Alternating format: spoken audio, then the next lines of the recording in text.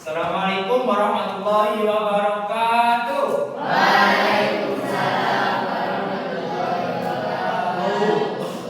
Terus mulai pelajaran, mari kita dimaksud yang dalam dahulu kita agar pelajaran kali ini dapat bermanfaat dan juga barokah yang diharapkan. Al-Fatihah.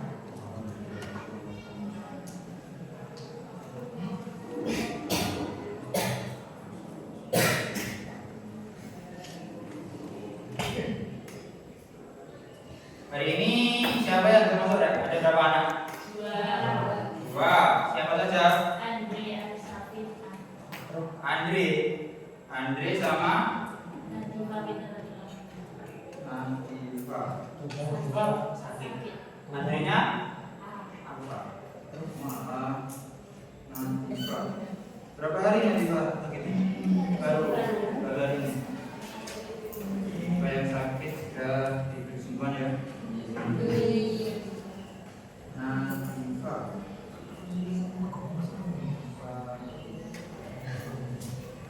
Hari ini kita belajar sampai mana kemarin? Terakhir. Sampai ayo lupa. Ayo. Nah, terakhir ya. Berarti hari ini kita belajar tentang fungsi hadis terhadap Al-Quran. Nah, hari ini nanti kakak ingin main game sama kalian.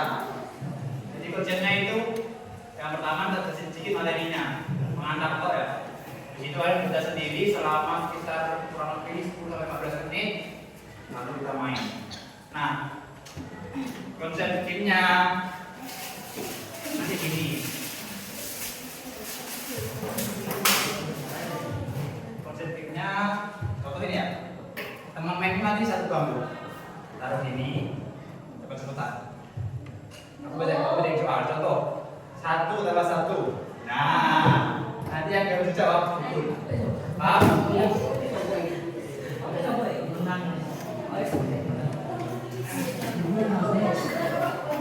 Nah, sekarang buka dulu materinya dan berikan itu.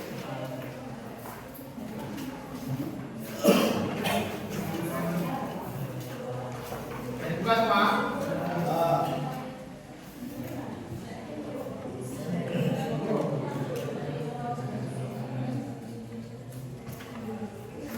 Fungsi hadis terhadap Al-Quran. Yang pertama sini itu dijelaskan tentang kehidupan hadis sebagai sumber hukum Islam. Jadi Al-Quran hadis merupakan 2 dari 4 sumber hukum yang kita anut. Kalian pernah mikir ya? Kalau masih kita ada dari baca Quran tapi nggak paham artinya. Kecepatan ya. Kira-kira kalian itu pernah mikir ya?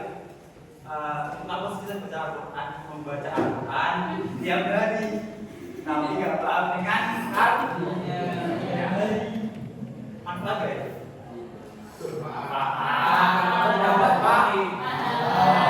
Nanti kalau kita ingin belajar artinya kita tapi kalau kita ingin belajar memahami artinya, kita harus belajar tentang ilmu yang namanya tafsir Al-Quran dan juga hadis. Hadis itu gampangnya penjelas dari Al-Quran. Di awal itu nanti ada dari hadis. Pokoknya itu seberapa penting sih kedudukan hadis sebagai fungsi di dalam menjelaskan Al-Quran. Di halaman 32 itu ada dalilnya, nanti saya baca sendiri ya.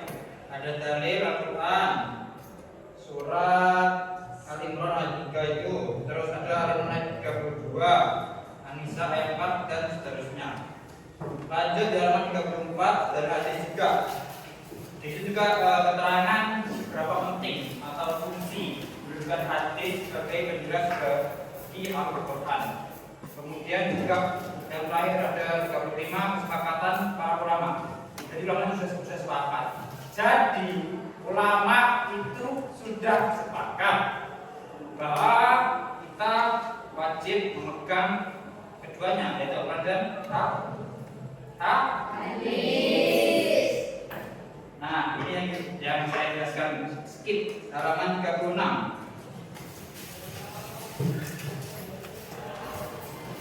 kita sudah tahu dari tadi bahwa Al-Quran dan hadis merupakan pedoman hidup bagi seluruh umat Islam.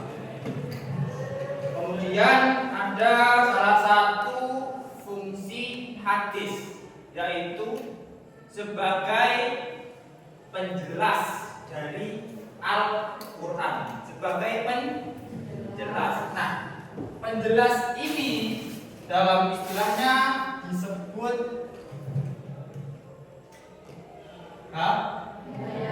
ya, di sebenarnya itu standar besar. Bayan artinya itu penjelas. Jadi kalau pertanyaan fungsi hadis sebagai penjelas Al-Quran itu disebut oke. Lalu ada di garis sini ada 3 macam bayan. Yang pertama itu bayan at-takrir. Bayan at-takrir itu fungsinya menguatkan atau memperkokoh penjelasan yang sudah ada dalam Al-Quran. Contohnya seperti ketika ada perintah dalam Al-Quran itu di halaman 37 itu ada Al-Quran surat Al-Baqarah. Fama syahidan minkum syahrul fardun. Itu artinya perintah untuk perintah berpuasa. Kemudian hadis sebagai bayan takrir atau sebagai penjelas yang menguatkan itu di atasnya ada contoh. Faida raitumul hilal fasumu wa idza raitumuhu fa'aftiru. Ketika kalian melihat ru'ya atau bulan maka berpuasalah. Jika kalian melihat ru'ya itu maka berbukalah. Pokoknya bayan takrir. Bayan takrir. Bayan takrir ini bayan tadi apa? Jelas. Takrir penguat. Berarti hadis berfungsi sebagai penguat ayat yang sudah ada dalam Al-Quran. Jadi itu isinya kayak di Al-Quran itu sudah ada keterangannya, sudah ada perintahnya. Tadi kemudian oleh Nabi Muhammad ditegaskan lagi, diperkuat lagi, ditakrir lagi. Paham di sini? Lalu di halaman 38 ada yang namanya bayan tafsir. Apa sih bayan tafsir itu kira-kira? Saya tahu. Baca wes. Apa itu bayan tafsir?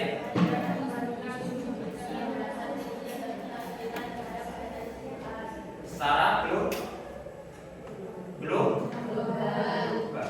global maksudnya umum ya. Jadi ketika ada ayat Al-Quran yang masih umum atau general atau masih ya terlalu luas lah dibahas. Contohnya perintah ketika sholat, bayan tafsir. Kan di Al-Quran ada kan perintah sholat kayak waqimus sholat di Al-Baqarah ayat 43, waqimus sholat wa atuz zakata warka'u ma'ar raki'in. Di Al-Quran itu ada perintah bahwa kita harus sholat. Kira-kira di dalam Al-Quran itu ada nggak tutorial buat sholat? Ada apa tidak? Ada. Ada yang bilang ada, ada yang bilang tidak. Yang ada siapa?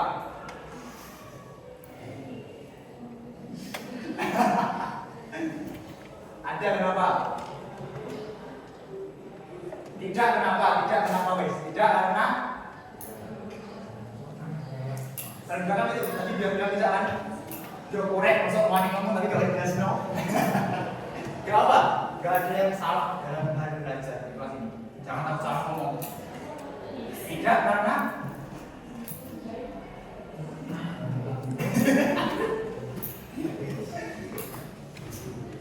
ada atau tidak? Tidak. Tidak, semangat tidak ini. Lewat apa? Kalau ada gimana? Tahu. Tidak ada karena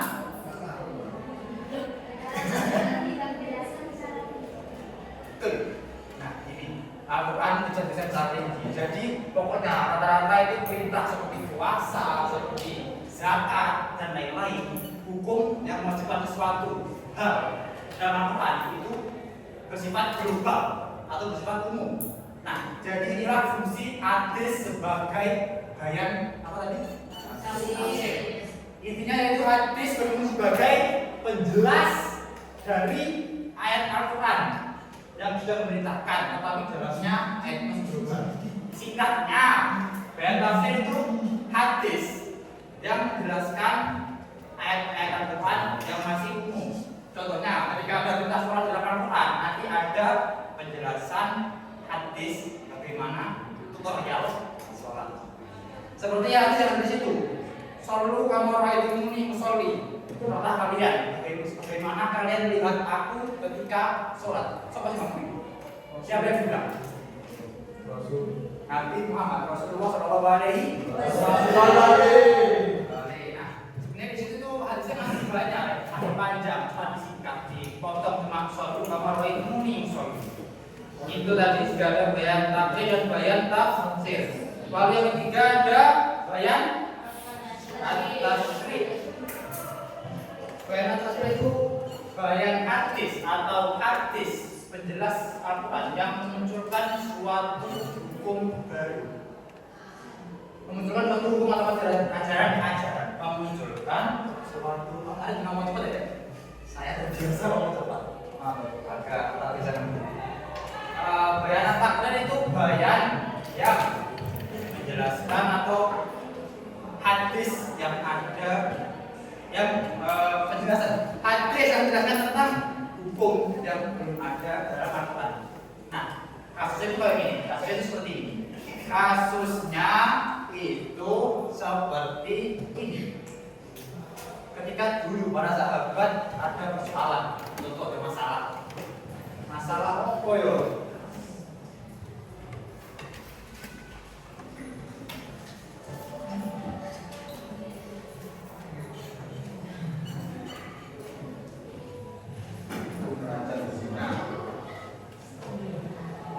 Ada tentang masalah dulu itu ada contoh, ada orang yang zina pada sebelumnya Nabi. Lalu pada saat itu ditanya, gimana Nabi Muhammad? Dalam Al-Quran cuma ada perintah untuk merajam orang yang berzina. Rajam itu apa? Rajam itu apa? Hukuman bagi orang yang berzina itu berupa sampai meninggal. Jadi itu kalau rajam itu dari contoh, nanti kalian sama jangan ada orang lain, contoh yang berzina, lalu itu tanam kakinya, tanam di tanah. Satu orang desa nembak batu sampai orang ini mati. Itu dulu hukum rajam yang ada. Nah, sahabat itu bingung dulu. Kira-kira cuma ada penjelasan bahwa wajib menghukum orang yang berzina. Tapi ada kasus yang dimana orang yang berzina itu dibawa umur atau berbalik. Belum bersuami. Ada yang kurang. Hukum rajam itu tadi hukuman bagi orang berzina yang sudah bersuami.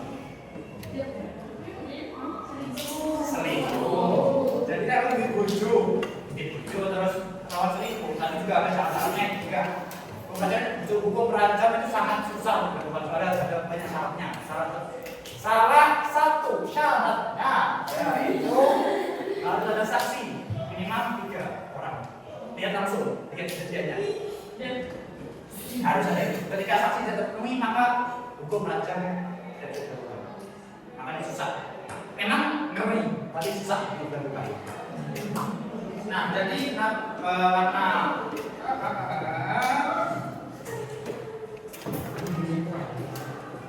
orang sing zina, bingung iki sahabat, yo kuwi Nabi Muhammad. Wong zina tapi belum bersuami. Belum aja apa enggak. Nah, itu ada penjelasan hadisnya. Tapi di sini enggak ada dijelaskan. Coba kan sini. Tadi hadis sebagai fungsi bayan apa tadi? Atas rik. Rik.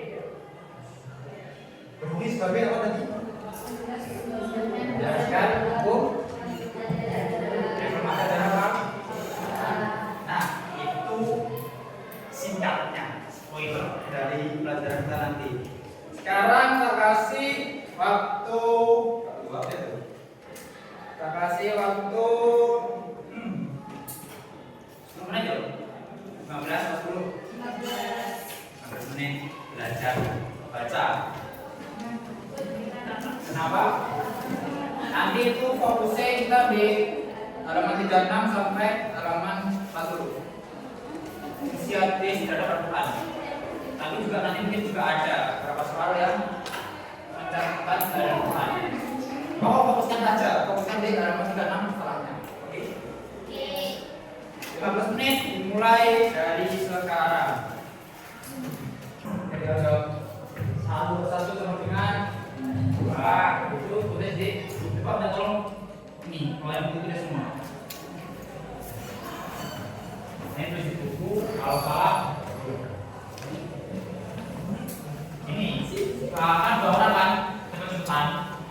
Kalau yang jawab benar berarti yang satu gugur. Tapi kalau yang jawab salah berarti yang gugur yang jawab. Oke, bang. Ya, gugur. Kan nanti ada babak selanjutnya. Jadi setiap soal itu gugur, disebutkan, gugur, disebutkan sampai sisa 3 orang menangnya.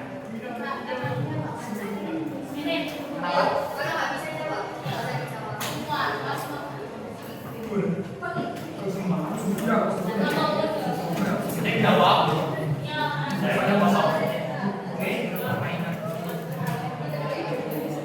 Oke, berdiri ya, Rek? Ini duduk. Bisa kebetulan gini. Bisa. Apa ya? Kita akan berdua. Dua. Satu dengan paham? Tiga. Berdiri.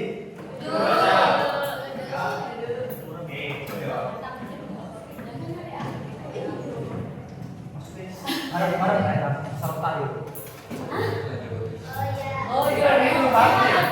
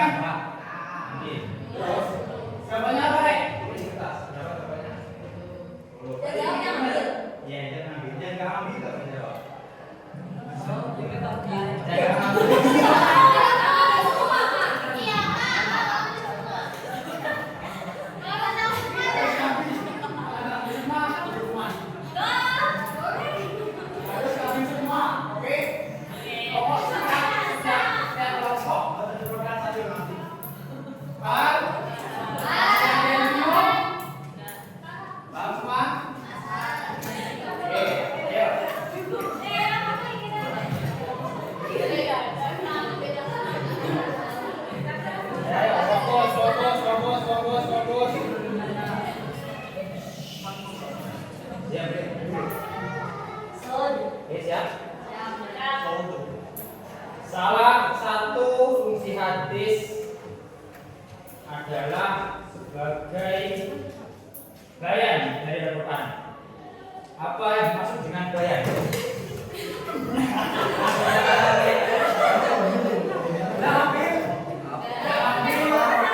Yang ambil akan tulis di kertas.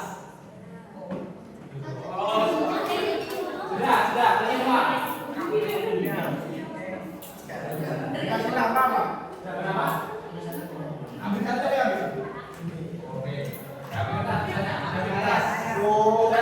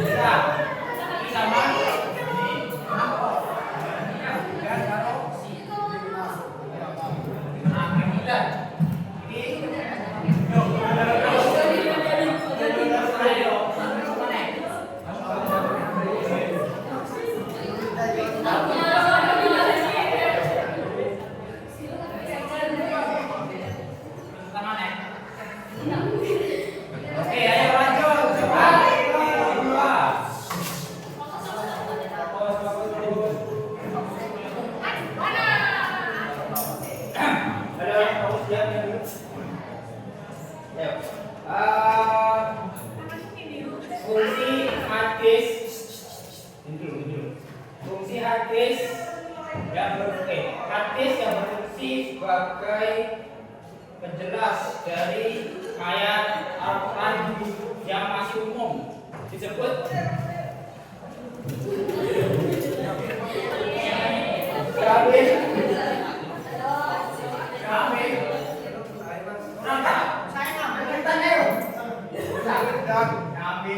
Sekarang silakan jawab yang Kamil. Silakan ambil jawab kertas kayak tadi. Ya. Sudah semua? Jawabannya apa? Bayan absen. Setelah itu sebagai fungsi hadis dari yang memperjelas ayat fungsi umum. Coba menang. Saya, Pak. Nah, sekarang yang menang kayak tadi cari lawan dekat.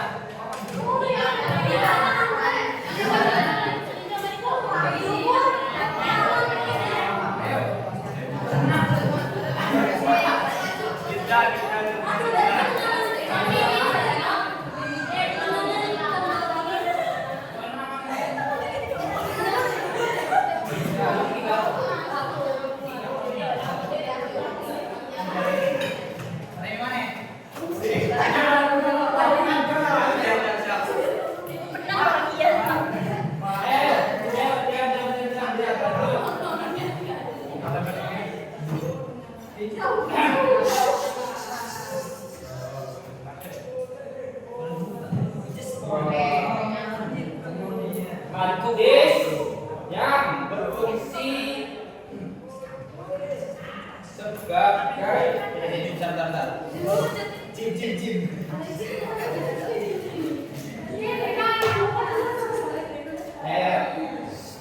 Hadis yang berfungsi sebagai penguat. Hadis yang berfungsi sebagai penguat hukum yang sudah ada di dalam Al-Quran.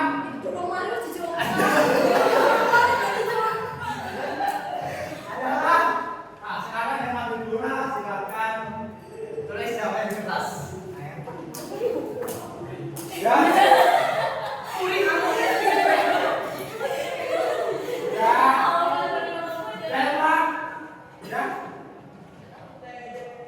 Jawabannya apa?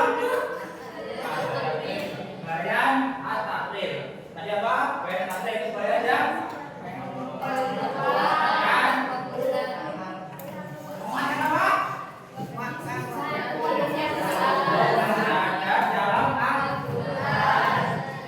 Sama. Sekarang lagi. Tari lawan terdekat. Siapa yang menang? Kepala tangan yang menang, tangan. Yang masih bisa tangan. Mau menang aku. Oh iya. Masih berapa? 1, 2, 3, 4, 5 berapa? 4.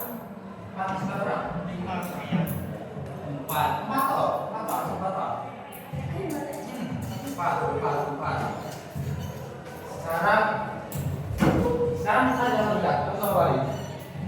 Menambah lagi. Ini apa lagi? Ya, kalau kita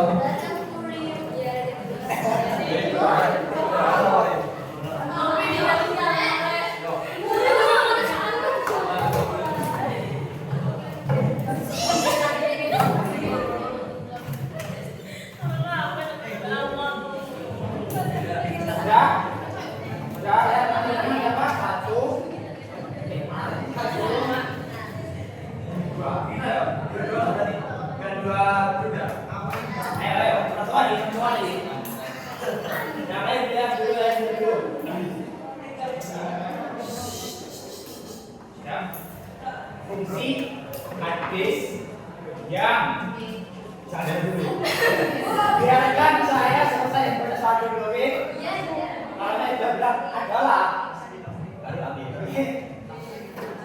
Fungsi hadis yang menetapkan hukum baru atau hukum yang belum ada dalam Al-Quran adalah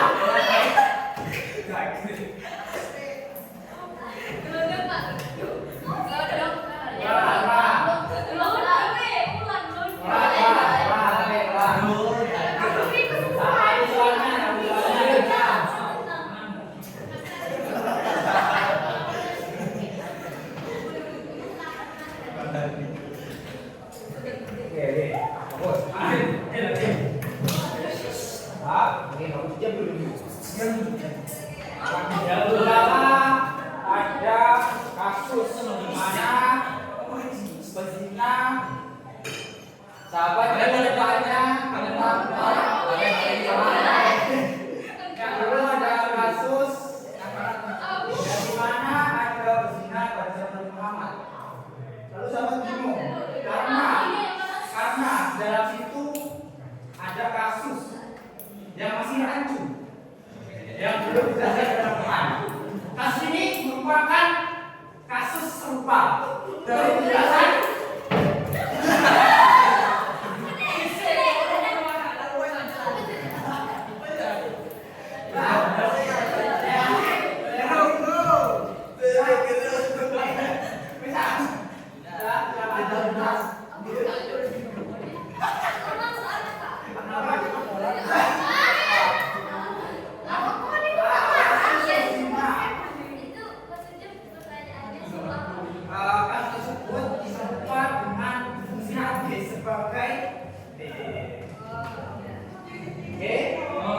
jawabannya apa?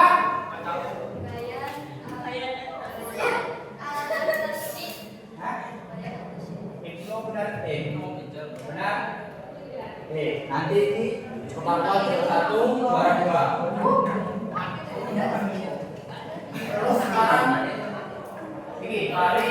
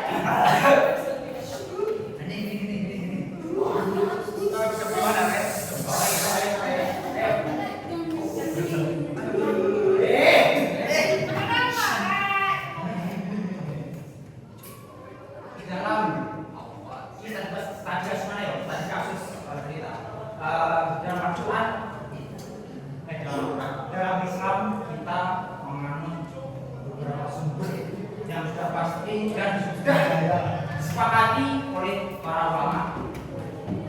Sebutkan sumber hukum Al-Quran apa saja? Ada cetakan ini.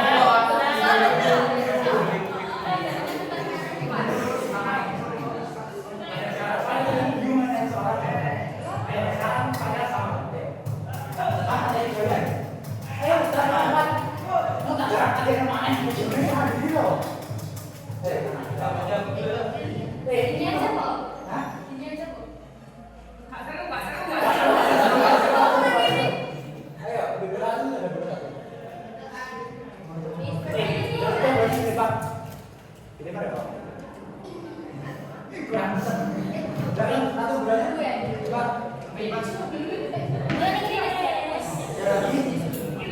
Itu kakek pertaruhan juara ayo.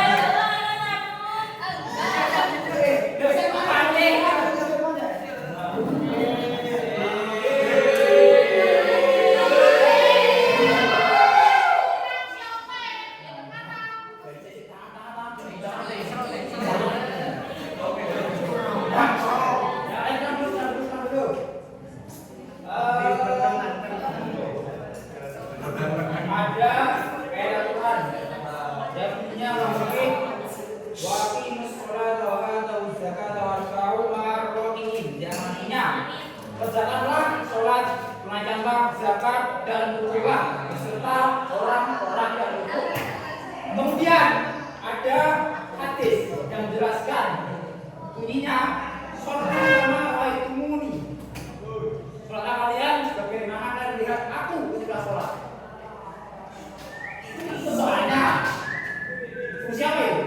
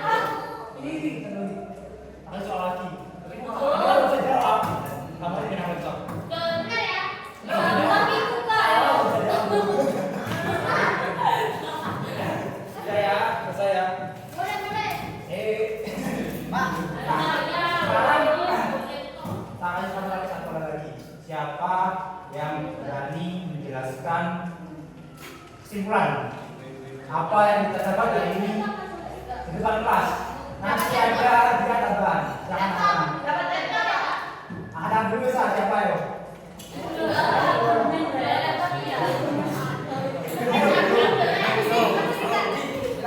Jelaskan kesimpulan yang kita pelajari hari ini.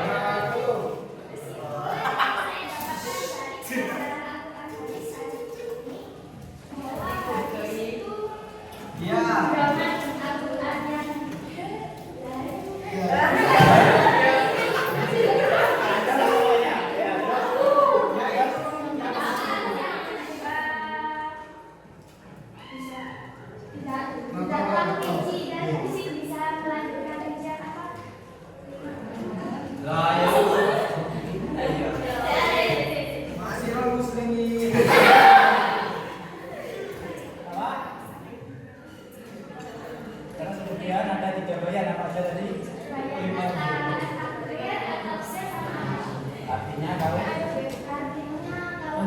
itu mencontohkan, membuatkan pedoman istilah dengan Al-Quran. Terus atas itu merinci.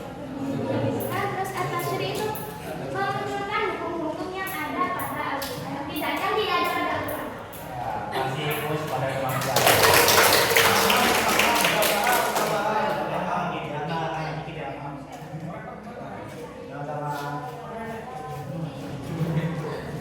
Ya, ini sudah ya. Sekian pelajaran kita hari ini. Nanti insya Allah kalau sempat tak boleh game lagi. Tak boleh game lagi. Kalau sempat.